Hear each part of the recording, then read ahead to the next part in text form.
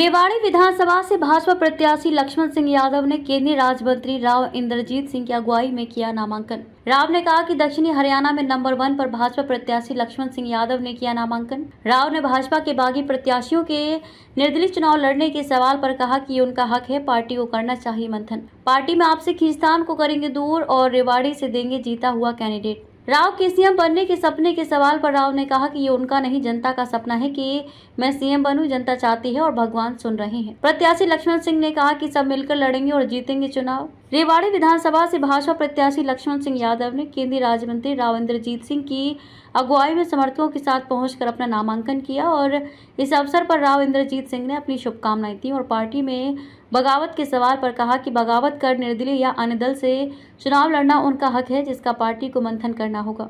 फिर भी आपसी खींचतान को दूर करने का प्रयास करेंगे और रेवाड़ी से जीता हुआ कैंडिडेट पार्टी को देंगे।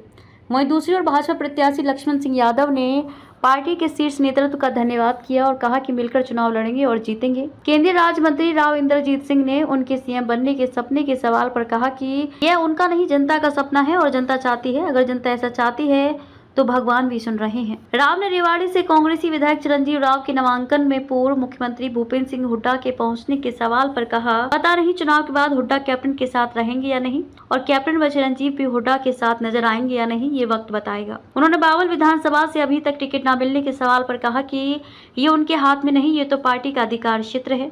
2019 में 75 पार और 2024 में क्या के विचार पर सवाल पर कहा कि मैं कुछ नहीं बोलूंगा। भाजपा प्रत्याशी लक्ष्मण सिंह यादव अपनी जीत को लेकर 100% आश्वस्त हैं। उन्होंने नामांकन में स्थानीय भाजपा नेताओं के न पहुंचने के सवाल पर कहा कि 2014 और 19 में जिस प्रकार रेवाड़ी में भाजपा प्रत्याशियों का तन मन से सहयोग किया, उसी प्रकार सभी को साथ लेकर बड़े मन से सहयोग करना चाहिए और अपने कर्ज को उतारना चाहिए। और कहा कि रूठों को मनाएंगे, चुनाव लड़ेंगे और भारी बहुमत से जीतेंगे, जिसमें कोई संशय नहीं है। बीजेपी उम्मीदवार का क्या कहेंगे जी? हमारे यहाँ तो पहला ही उम्मीदवार है बीजेपी का दक्षिण हरियाणा के अंदर जिसने नामांकन भरा है। दक्षिण हरियाणा की और बकाई है, 3 सीट अभी मेवात की और बकाई हैं, लेकिन लक्ष्मण सिंह जी का नाम पहले पार्टी ने तजवीज़ कर दिया था और आज के दिन ये नंबर 1 के तौर के ऊपर पार्टी की तरफ से इस दक्षिण हरियाणा के अंदर अपना पर्चा भरने लग रहे हैं। हम सब सहयोग करेंगे इनकी। पार्टी के अंदर अगर कोई खींचातान भी है उसको मिटाने की कोशिश करेंगे और आने वाले समय के अंदर यहाँ से आपको एक जीता हुआ कैंडिडेट देंगे। जिन लोगों की टिकट कटी, बागी उम्मीदवार के तौर पर मैदान में आने का ऐलान उनकी तरफ से कर दिया गया। 11 तारीख को पर्चा भरने की तारीख भी दे दी गई। जो लोग बागी होकर के इलेक्शन लड़ना चाह रहे हैं उनका हक है, लेकिन पार्टी को इस बात के ऊपर विचार करना पड़ेगा कि इनको किन लोगों ने पार्टी के अंदर पहले शामिल करवाया था, जब इस बात का पूरा संकेत था कि शायद ये अगर टिकट ना मिलेगी तो ये बागी हो जाएगी। बावल से जो पार्टी जिसको भी टिकट देगी उसको मानना पड़ेगा भाई, हमारे हाथ में बात है नहीं। तो आपके दक्षिण हरियाणा में बात करें तो राव इंद्रजीत सिंह एक बड़े कद्दावर नेता है और उनकी कहीं ना कहीं पार्टी नाराजगी मोल नहीं ले सकती। ये तो देखो पार्टी अपनी सबसे अव्वल होता करती है। मैं तो एक कार्यकर्ता के रूप के अंदर आज लक्ष्मण सिंह का पर्चा भरवाने के अंदर आया हूँ। मेरी शुभकामना है और मैं आपके मार्फत सभी अपने साथियों से निवेदन करूँगा कि रोष अगर किसी को अगर है भी तो वो भुला करके और भारतीय जनता पार्टी के कैंडिडेट को यहाँ से जिताएं। 75 पार का नारा था, इस बार क्या उम्मीद देख रहे हैं राव साहब? 75 पार का नारा था 2019 में, 2024 में क्या आपका प्रेडिक्शन है, क्या सोच रहे हैं आप?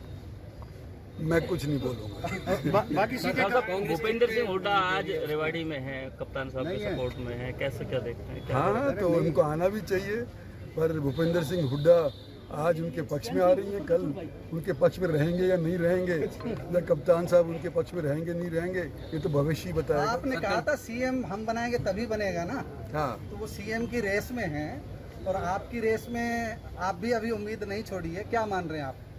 नहीं, हमारी उम्मीद तो देखो आज के दिन सैनी जी की गुड्डी चढ़ी हुई है। अमित शाह जी ने उनको सीएम डिक्लेयर कर दिया है, तो पार्टी का शीर्ष नेतृत्व जब एक बात कहता है तो हमारे को सबको फॉलो करना चाहिए उस विषय के। चिरंजीव राव अपने आप को डिप्टी सीएम बनने से रोकने के लिए आपकी रणनीति जो बता रहे थे, हम बनाएंगे तब बनेगा ना, तो आपकी कोई प्लान रणनीति?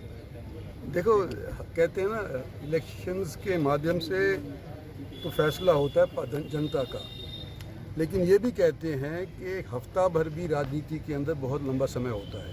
तो अभी देखो अब तो राव साहब भी बड़े बुजुर्ग हो गए हैं, सीएम का सपना देखते देखते। कौन राव साहब की भी एक इच्छा जरूर रही है सीएम बनने की। नहीं, सुनो, ये मेरी इच्छा नहीं, पब्लिक की इच्छा थी। पब्लिक की इच्छा आज भी है कि मैं सीएम बनूं। दक्षिणी हरियाणा ने पिछली बार और उससे पिछली बार अगर भारतीय जनता पार्टी का सहयोग नहीं दिया होता तो मनोहर लाल जी खट्टर 2 बार चीफ मिनिस्टर नहीं बनते। और आज के दिन भी अगर पब्लिक चाह रही है तो भगवान सुन रहा है।